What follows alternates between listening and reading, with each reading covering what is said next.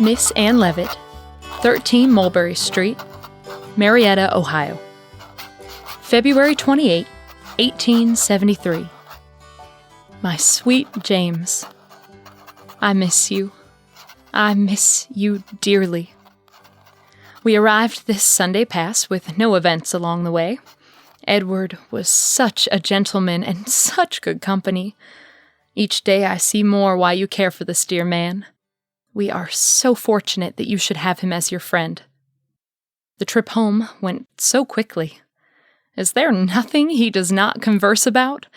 I see why you say he is the ultimate conversationalist. I thoroughly enjoyed him. And Aunt Eva, she is amazed at your generosity. I can't remember when I've seen her cry like that. After we arrived home, we convinced Edward to stay for a few days before his trip back to Cincinnati. This has turned out to be most fortunate, as you shall see, as I'll explain later in this letter. On Monday, he asked for directions to the wire office and Mr. Canale. We assumed that he had business in Cincinnati to attend to. We didn't know he was scheming with you. Shortly after Edward returned from the wire office again on Tuesday, he was there for quite a long time. He asked if he could see all of the grounds here and at the shop. "Show me about the estate," he teased us. So I bundled up and did just that. Short excursion that it was. I did not have any idea what he was up to until the surprise the next day. We all had a good breakfast, and I left Edward with Aunt Eva and Sarah Jane laughing about something as they sat in the dining room after breakfast. I excused myself to work at my desk. I lost track of time and realized how quiet it had become.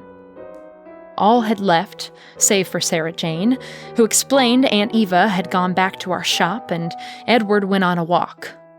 I suddenly felt like such a bad hostess, allowing myself to become absorbed in my own work instead of tending to our guests.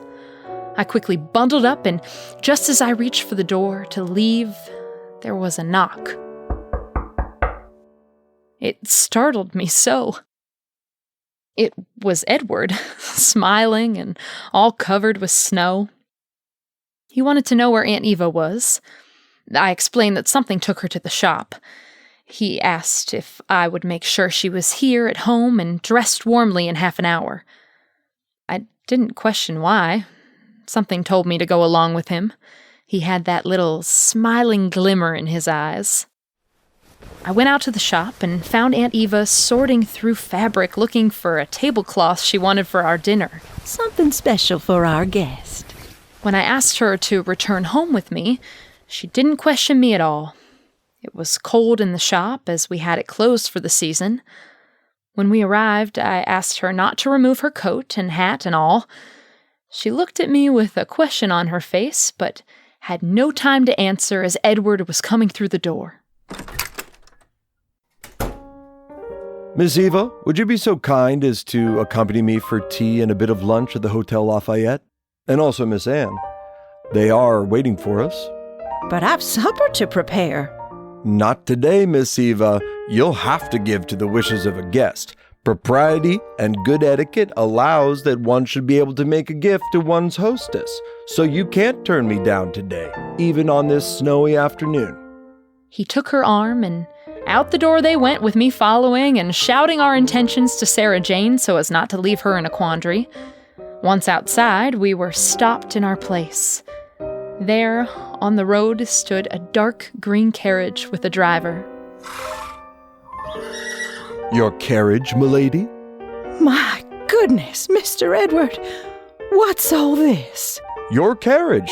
It truly is. From this day forward, as long as you are here in Marietta, this is your carriage and this is your driver. His name is Aidan, and he's as good a driver as his father, so you shall be quite safe." The young boy smiled beneath his muffler and waved, sitting atop that carriage with two magnificent horses. I knew they must be Mr. Crafts from the livery. She stood frozen in the snow, holding his hand and mine for support. You should have seen the look on her face.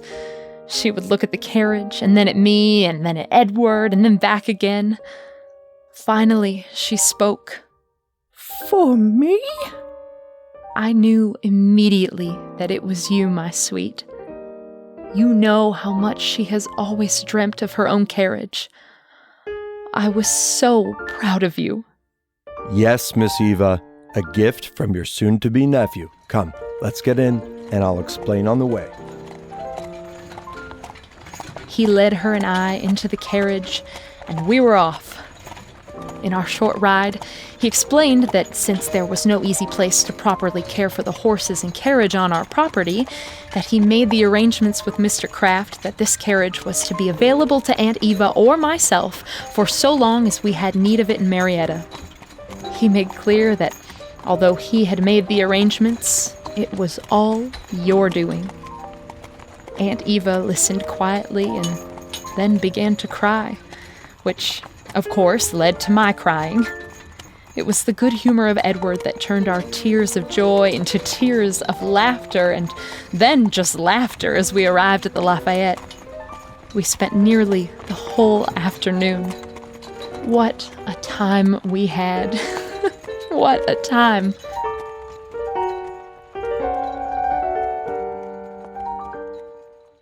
You are so sweet and dear. Your consideration and generosity to my aunt makes me know that my love for you is so well placed. My love has found its home.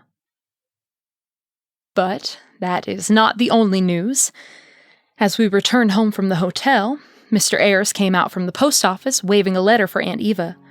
It was from Dr. Brandt in Cincinnati about the worsening health of my Aunt Iva. Eva was so worried and upset that she insisted that she must go to her sister. Edward left with her yesterday. It was so fortunate that he was here to be able to accompany her. I rest easier knowing that he is with her for the trip. She has seemed to recover from her cold, but I know that I would have needed to go with her if not for him. I suggested it, but Eva preferred that I stay and continue to make plans for the wedding and future of the shop. There is so much to do. I know my dear aunts will be there in my thoughts beside all of my joy. I can't help but be concerned for them. I shall try to complete as much as possible here. I can't help but feel the need to take Sarah Jane and be off to Cincinnati. But I also don't want to be there and feel the need to be here, as there may be little to do for me there. Oh, I am prattling on again. I shall stay here, knowing that Edward has promised to keep a watchful eye and wire me should I need to be there. I have never received a wire like this before. I'm a little afraid of this first one that may be coming my way.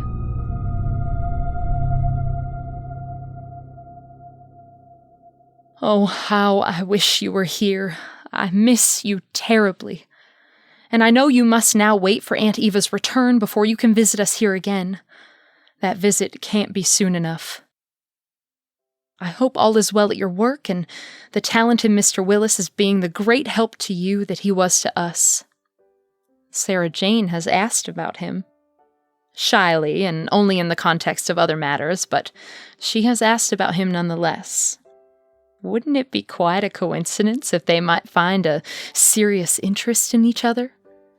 I wonder how the talented Mr. Willis considers her. You shall have to investigate. I must go now. It is just Sarah Jane and I together, and there is always much to do. Bless you for the carriage. You are my own dear, sweet James. Affectionately, your future wife, Anne Levitt. P.S. Please rest that leg, my dear. I don't want you limping down the aisle for our wedding. Give my best to Mother Cavell and Aunt Sina.